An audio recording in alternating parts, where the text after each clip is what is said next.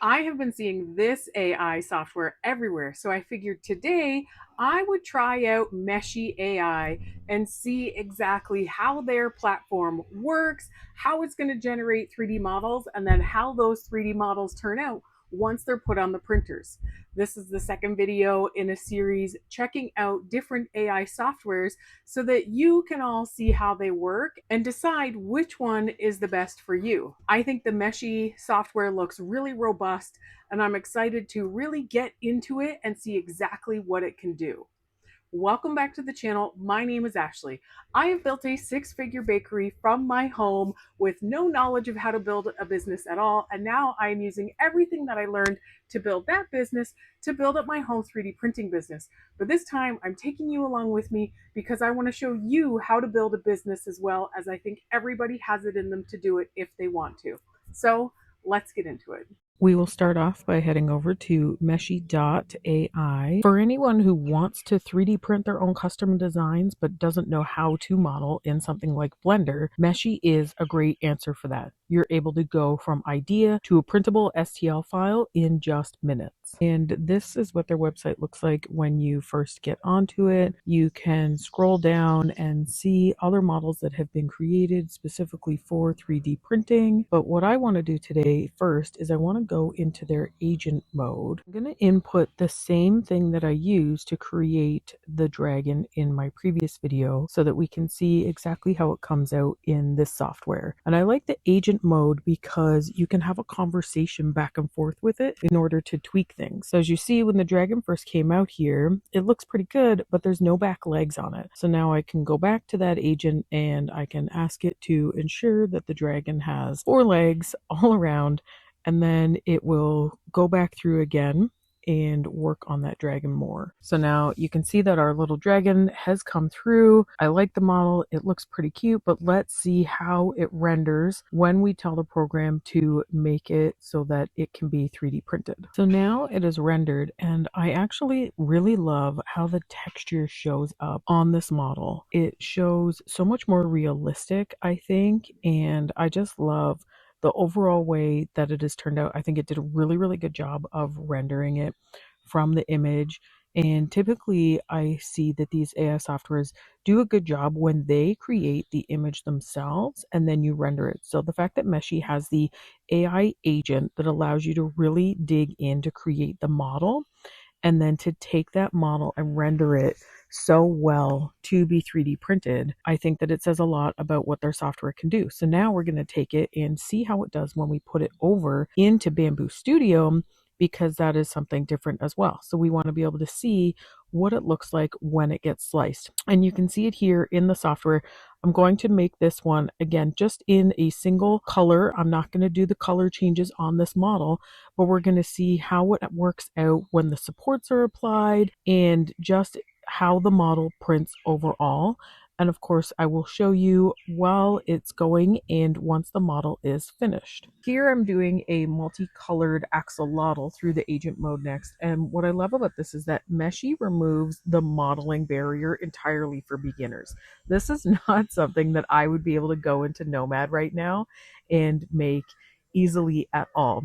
So this was a quick one I wanted to show you so that we can then pull it into Bambu and make it into a multicolored print, because obviously I want to be able to do a multicolored print for this software. But right now, I do think the latest update in Bambu when it comes to being able to paint models has made it more difficult. And I do hope that they really go in and change it, because you can't use the paint can feature the way that you used to be able to, and it makes it more painful to paint models. But you can see I was able to quickly choose colors on some of them here, and I'm just going to do the eyes multicolor for this model specifically because of the fact that it would be far too many layer changes if I did the top, and I want to be able to print this model and show you all how it works out. I do have to go in and do some fine detail work there in around the eyes. And if I'm going to end up selling this model, which I think it's really cute, and I might, I will go in and really pay more attention to those eyes to get them more precise. We have our dragon done. This one was done in the silk filament. It is a 2-color, like a blue green, but then it also shows purple because of how it prints. So let me just get all of these supports off. Okay, let's just clean them up with a torch. I think that he printed so well. I love the texture on this model, and that is because of how it got made in the software. I love the realism that it adds to it, and I think that this would look so good if it was done in a full multicolor print with the eyes and the horns and the wings and all of that stuff. So I think that this one turned out really, really good. If you've been following me for some time, then you know that in my business, fidgets tend to do really well. But let's be real here, because me, at this point, trying to model a fidget like this would take me forever. So, what's really cool is that Meshy actually has in their creative lab an easy option to make these pixel fidgets. So what I did was I just created a picture of an ice cream cone and uploaded it right into their model. And then it goes to their screen where you can choose your different options here. So you can choose the shape of the individual pieces inside. You can decide whether they're 6 millimeters, 8 millimeters, 10 millimeters. You can set your color count, your piece height, all those different things that they let you play around with before you then actually go to download that model and move it into your slicer. So I really want to thank Meshy for sponsoring this video, because I didn't actually know that this pixel fidget option existed before this, and now this is really going to save me so much time in some things that I'm going to create in my business, because I just don't have the skill set at this time to be able to create these from scratch myself. But when it comes in, it came in really, really big, and I'm just going to make it smaller. Obviously, I don't need it to be the full size of the plate, and I'm going to get it sliced. You can see all the colors came in, everything was perfect with it, and it slices up really easily. And this is one that I can immediately implement into my business, so I cannot wait to see how the print comes out. We have our little ice cream cone done, and I actually went in and did another ice cream cone, made this one in a bigger overall size, but chose the 6 millimeter blocks for each individual piece. And this one is printing. It has about 2.5 hours left to go, so still a little bit, but I wanted to see how that one would come out compared to how this other really tiny one is going to be, because I just don't know how that's going to come off the plate. So now let's see if our little ice cream fidget is going to work out with how much smaller I made it. I have a feeling, like I said, that it will not. No, I don't think I'm going to be able to get it to separate properly. And that is, I think, on me, because I took it from a very big print and I made it really small so that all these pieces are way, way smaller than I think they should be. So what I did was I went back into the program to see about changing the size outside of Bambu Studio. And I can already see this one has much better squares, but I chose the 6 millimeter squares as opposed to the 8 millimeter squares of the first one. And by doing so, it gave me a smaller print to start with. I think this one was originally 202 millimeters squared, is what it said. The other one was 228 perhaps, but I just think that this one will actually work out. And again, that it was on me because of how much smaller I made that original one. And speaking of Bambu, in case you haven't heard, Meshy has officially arrived on MakerWorld, bringing seamless and precise multicolor printing to your 3D printing workflow. Just try it now. So jump on over to MakerWorld and you can see how Meshy is already integrated within their platform. Obviously, I am a Bambu fan. I have 3 Bambu machines, and they are implementing some of these softwares onto their website to make it easier than ever for people. If you're still here watching, I just want to say thank you. I hope you're learning something so far. Drop in the comments below what you think of the Meshy software. Have you used it before? Are you going to give it a try? And don't forget to hit the subscribe button so that you can continue to get notified about future videos. The next 2 features I'm just going to show you quickly, and if you want to see them more in depth, you're welcome obviously to go into them and look. But one of them is that Meshy allows you to create plant pots. And this is really cool because they're becoming more and more popular every single day in 3D printing because you can create so many different options that just aren't out there. Whether you're creating them for yourself or for your business, it really opens up a whole world of possibilities. You can create it from an image and upload it so that it will create that plant pot for you. This is one that I just quickly created in Nano Banana to get the different sides of it and even a top-down view, and I'm going to upload that image. But you can see it come in, and then you have all different options in here, and you can increase the hole size in the bottom. You can create the plate for the bottom for your planter to sit on. You can change how high or how low it's going to sit so that you know that your planter is going to sit exactly on the build plate when you move it into the slicing software. There's so many different things that you can do with this, and I just wanted to quickly show you that it was an option in there because I know that this is a big part of many people's businesses, and if this is a big part of your business, you should know that Meshy can do this. And here we go. We have our planter pot finished on this one and our axolotl finished on this one. So let's start by getting off the planter pot and see how it turned out.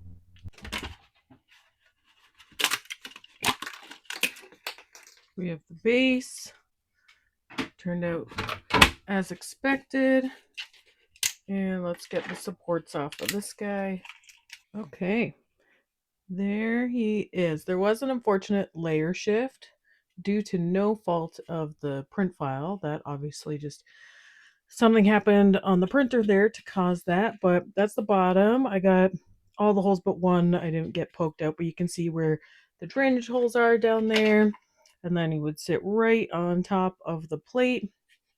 I did this in a marble brick filament that I've actually had it for quite some time, so it probably could have gone into the dryer before I printed with it. I know everybody says you don't have to put your PLA into containers to keep it dry, but I do think that if it sits for a period of time, I do get moisture here in the basement sometimes, and I think that it can definitely absorb that moisture. So that is the first one. Now let's see how the axolotl is.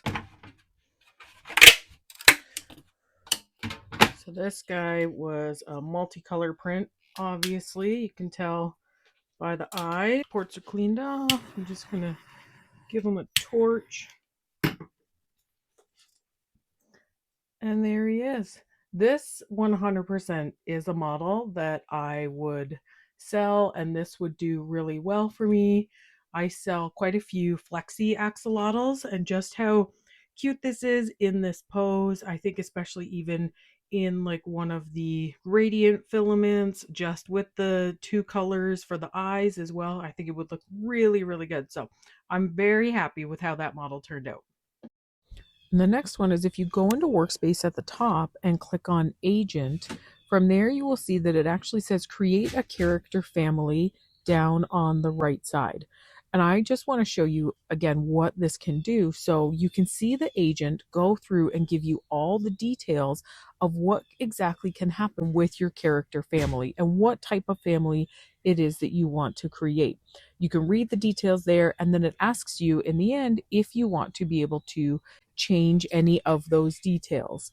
And this way you can alter the fine print and work it out exactly how you want it. And again, this is what an agent is perfect for. It's going to give you all the different colors, all of the descriptors, everything that you want there, and you can alter it in any way that you like.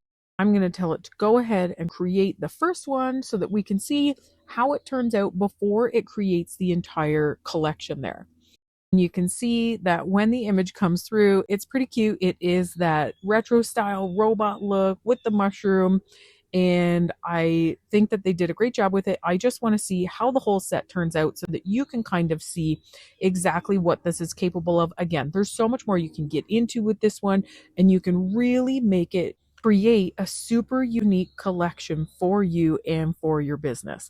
But that's all of them that it came out with. It did a really good job, and there's so much possibility with this. You can see I did make it create a 3D model out of the chanterelle one because I wanted to see where it went. But I'm going to jump in here to one of the last couple things that I want to show you, and this is how Meshy can create the dynamic poses. So again, I use their Nano Banana feature to put a picture of Ronaldo because we obviously have just finished the World Cup, and I'm going to make it take that picture and put it into a specific pose. So you can see I chose one of their preset poses here because I wanted them to be running, but I did play with it just a little bit. And there are so many different movement options for these. You can move every single part of the body to put it into whichever specific pose you want your model to wind up in. So once I have him into the pose that I want, I'm going to get it to generate the image for me. And you can see how he turns out. And it is exactly in the pose that I wanted for him to be in. Now, will this one obviously require a ton of supports when I go to print it? Yes, it will, but sometimes that's just life in 3D printing if you want something to be in a very particular pose. And this is where I also want to show you the number of DCC bridges that Meshy has. They really are the ultimate workflow companion for 3D printing users if you want to be able to bridge the gap between AI and actual production. You can see here that you are able to easily pull this over into ZBrush or Blender, and you can even move it into Roblox if that's where you want it to be. It's just a great way though to be able to use AI to create that initial model, and then you can really work it into something else. And of course, for good measure, let's just show what it would look like if we threw some texture onto it and got Ronaldo all colored up again within the software. I'm not obviously going to print that full colored model at this time just because of the amount of time that it would take to print, but you can see that it renders it right back into the texture and you get everything there from that original picture that I uploaded. Then you can see he opens up in the slicer real quick, and I can just go through and throw in the supports, pick my settings, get them sliced, and it's just that easy to get it going onto the printers. Now we're going to jump back to that axolotl we made earlier so that I can show you their auto split feature that they have, because if you are doing something that can be split into multiple parts of different colors to save you print time, this is something that their software will do automatically for you.